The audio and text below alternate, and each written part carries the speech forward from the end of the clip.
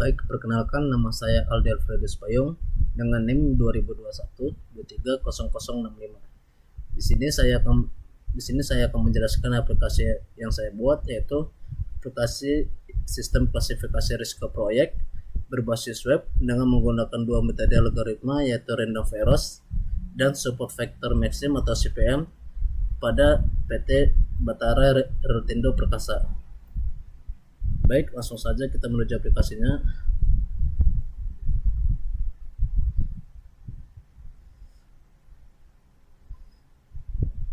Baik, di sini tampilan halaman loginnya. Sebelumnya di sini saya menggunakan dua user, yaitu admin dan manajer. Pertama kita masuk ke admin dulu.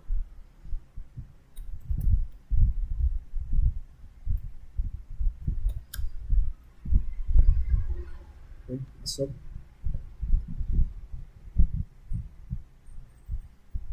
Berikut tampilan fitur dashboardnya. Di sini di tampilan dashboard ini ada total proyeknya, akurasi modelnya, total usernya, dan total klasifikasinya. Di sini ada grafiknya. Di sini ada juga tampilan performa modelnya, random forest dan SPM. Nah, untuk di fitur kelola user ini di sini menampilkan data-data usernya siapa aja, dan juga di sini kita bisa menambahkan user baru. Contohnya kita bikin namanya Opel, nama lengkap,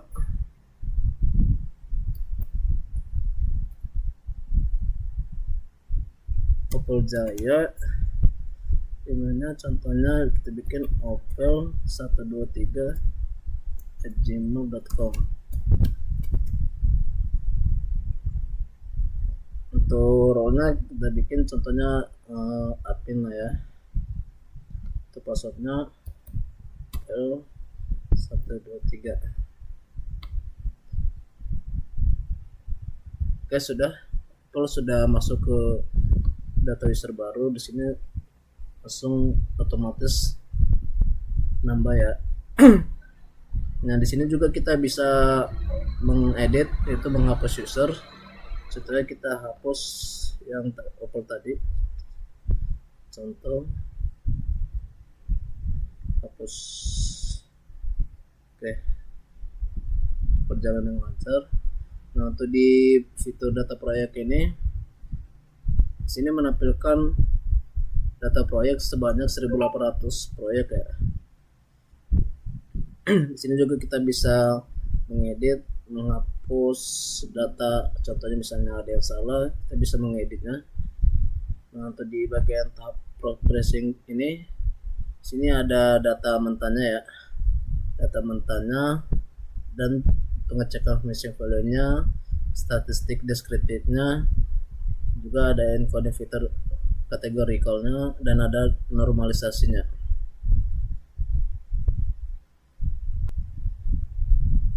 Kita coba dulu. Nah, untuk di algoritma random forest, nilai akurasinya sebanyak 85,28%. Untuk di SPM-nya akurasinya 85,83%. Sini kita juga bisa melatih kedua model sekaligus. Yang bagus. Untuk di bagian evaluasi model ini, di sini ada dua model yang saya pakai, yaitu yang tadi random forest dan SPM. Untuk di random forest nilai akurasinya sebanyak 85,28%. Untuk di precisionnya ada di 85,46%. Untuk di recall-nya 85,28%, dan di F1 score-nya ada di 85,33%. Nah, ini untuk tampilan coefficient matrix-nya. Itu di SPM-nya, nah nilai akurasinya sebanyak 85,83%. Untuk di precision-nya 85,85%. Untuk di recall-nya 85,83%. dan di advance score-nya ada di 85,80%. Nah, ini untuk tampilan conversation metricnya.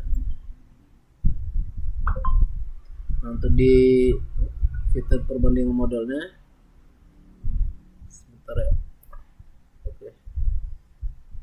Nah, ini berikut tampilan perbandingan model random forest dan SPM. Nah, ini untuk metriknya tadi, khusus metriknya. Oke. Lanjut kita ke bagian klasifikasi. Oke. Sekian dari untuk user adminnya, kita langsung ke user manajernya.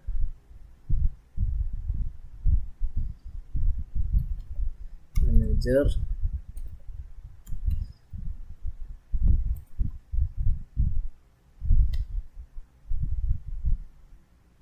Salah sebentar ya.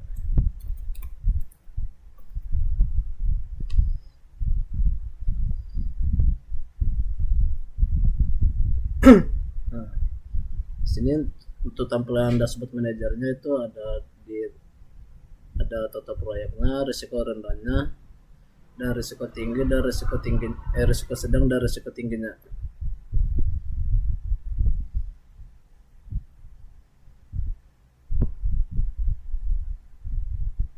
Nah, untuk di bagian progres proyek berjalan untuk di pengembangan kawasan Bekasinya ada sebanyak 49%, untuk di pengembangan perumahan Bogor ada sebanyak 64%, dan untuk di kawasan Tangerang 5%, dan di komplek Jakarta Timur 40%, dan perumahan Garut 54%.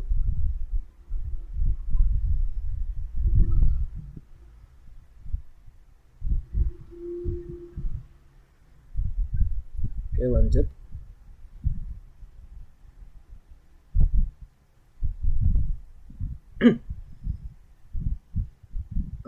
Untuk di bagian fitur prediksi risiko ini, sini kita bisa contohnya kalau misalnya ada proyek baru, di sini kita bisa masukkan data-datanya, kita input, lalu nanti setelah kita input, maka kita akan mengecek algoritma klasifikasinya, kita memakai algoritma apa. Nah, nanti setelah kita udah input semua, kita jalankan aplikasinya. Contoh kita bikin lah ya. Nah, yang ini contoh nih, kita jalankan klasifikasinya. Dari data input tersebut dengan menggunakan model random forest, yaitu tingkat risikonya sedang. Itu di SPM-nya kita jalankan sedang juga. Oke, lanjut kita ke monitoring risikonya.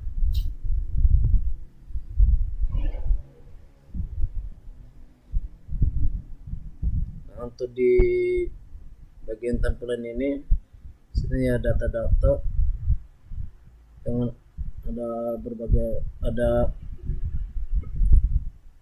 5 atribut, yaitu kode, nama proyek, jenis, biaya, durasi, dan kejadian. Nah, berikut tampilannya. Oke, lanjut kita ke riwayat klasifikasi. Untuk di riwayat klasifikasi ini tampilan untuk riwayat data yang sudah diproses. Nah, sini kalau sudah, kita bisa langsung ke export. Nah, lanjut kita ke bagian laporan risikonya. Untuk di tabel rincian per kategori risiko ini, untuk di kategori rendah ada sebanyak 796, untuk presentasinya 42,0%, untuk rata biayanya ada sebanyak 362 juta, untuk rata-rata durasi 73 hari, dan untuk statusnya terkendali. Nah, begitu juga untuk sedangnya, jumlahnya ada 666, persentase 37,0, rata-rata biayanya 802 juta, durasinya 167 hari, statusnya masih pantau berkala. Itu tingginya jumlahnya 378, persentasenya 21,0%, rata-rata biayanya 1 miliar ini sebenarnya 1 miliar ya. Itu rata-rata durasinya 319 hari dan statusnya itu perlu dimitigasi.